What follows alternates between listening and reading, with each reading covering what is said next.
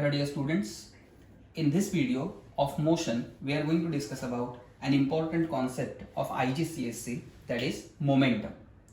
Now in simple words, if I have to explain what is momentum, then I would say that momentum is nothing but impact produced by the object in motion. So whenever any object is in motion and it collides or it hits with another object, then the impact produced by this moving object is known as its momentum. Momentum defined as product of mass and velocity of the object. So we say that when we multiply mass of object with its velocity, we get momentum. Now from the formula you will be able to work out units for momentum. Unit for mass is kilogram and unit for velocity is meter per second. So combined unit for momentum will be kg meter per second. Note that momentum is indicated by letter P. Now to explain momentum, I have written two different examples over here, wherein in first case we will be talking about objects having different masses but moving with same velocity. That is, if I consider a bicycle and a truck, we know that cycle will be having much lesser mass compared to that of truck. If they are moving with same velocity and they collide with a wall, then you can understand that the impact produced by cycle and impact produced by truck on the wall will be different. Now, even though the objects were moving with same velocity, why their impact is different? The answer is objects are having much difference in their masses. Cycle has lesser mass than truck and hence the product of mass of bicycle and its velocity is lesser compared to the product of mass of the truck and its velocity. So in both the cases, value of velocity was same as they were moving with same speed, but their masses were different, and a heavier object creates more impact on the wall, that is truck. In second example, we'll talk about same mass of objects but moving with different velocities. For example, if I talk about a bullet, imagine if I throw a bullet at you, you will be able to catch that bullet possibly. But if I use the same bullet and I shoot that at anyone, then surely the person will not be able to catch that bullet. Reason being, in both the cases, velocity of the bullet was different.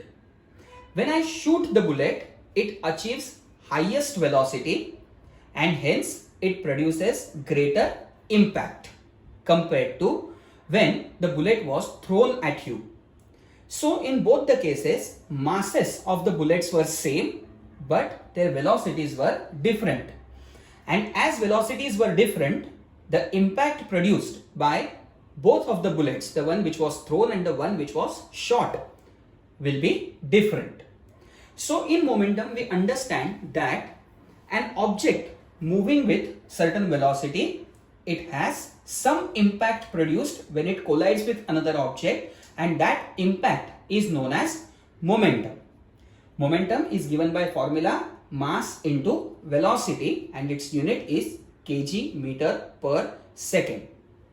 Please understand that a minute particle or a particle having much lesser mass, if it is projected with high value of velocity, then it can produce greater impact, and that is nothing but its momentum.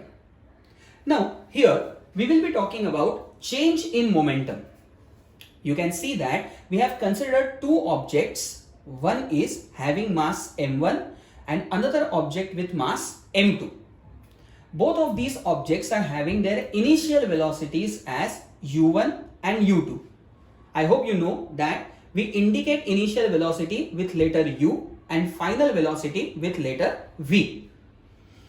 Let us understand that these objects are either steady or they are moving. So let us consider that object m1 is moving and object m2 is steady. The object which is steady will have its initial velocity 0 and hence its momentum product, that is mass and velocity, will be 0. So if the object that is moving collides with the object that is stationary, you know that object which is stationary will get some energy and it starts moving. This object may continue to move in same direction or it may stop. That is situational. So here we'll consider this phase wherein the objects have collided and they have changed their velocities. It is clear that if object 2 changes its velocity, then even object 1 will change its velocity. So we have said that after collision, object M1 has velocity V1, which is its final velocity, whereas object M2 now starts moving with velocity V2, and V is the letter that we indicate for final velocity. Now, what will be the initial momentum of object M1? It will be M1 into U1. What will be the initial momentum of object M2? It will be M2 into U2. So if I ask what is the total momentum of these objects before collision, then it will be addition of momentum of both of these objects, which is M1 U1, object M1's momentum, plus M2 U2, object M2's momentum. Now, when these objects collide with each other, they may change their momentums individually, but the overall change in momentum is always conserved. And for that, we have law of conservation of momentum. Law of conservation of momentum states that total momentum of the objects before collision is equal to total momentum after collision. As we discussed, total momentum is nothing but addition or sum of all the moments of the objects. Here, since we are considering only two objects, their initial momentums will be, total initial momentums will be M1 U1 plus M2 U2. After collision, their total momentums will be M1 V1 plus M2 V2. And law states that these momentums are always, the total momentums are always conserved. And hence we have formula M1 U1 plus M2 U2 is equal to M1 V1 plus M2 V2. Please note down this formula as it is one of the most important formula you will be using to solve questions related to momentum. Thank you. Hello students. In the second part of video, we are going to discuss about rate of change of momentum. In this previous part, we discussed about change in momentum, that is final momentum minus initial momentum of the object gives us change in the momentum. Now here we have considered same object initially moving with velocity u and then it changes its velocity to v. Now you should understand that when there is change in velocity and we are considering same object, mass of the object remains unchanged. So here initial momentum of the object will be m into u, as u indicates initial velocity. Final momentum of the object will be mass into v, that is m into v. So the change in momentum will be mv minus mu. How much time it takes to bring this change in the momentum of the object is known as rate of change in momentum. So here rate at which momentum of the object changes is given as mv minus mu upon t, that is final momentum minus initial momentum per unit time. This is known as rate of change of momentum.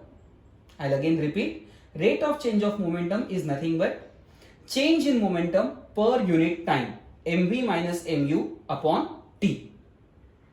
Now rate of change of momentum is important for us to know because we will be using this in Newton's second law of motion.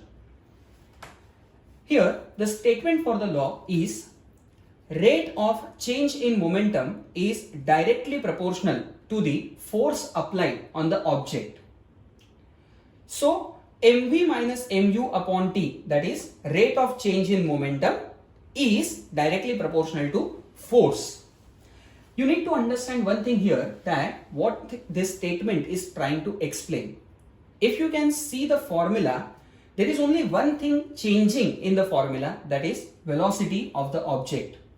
Initially it was u and finally it is v. We already have discussed this, that to bring about any change in the velocity or the speed of the object, we have to apply external force. So if you apply greater force, then there will be greater change in velocity. Subsequently, there will be greater change in momentum, because momentum depends on the velocity of object.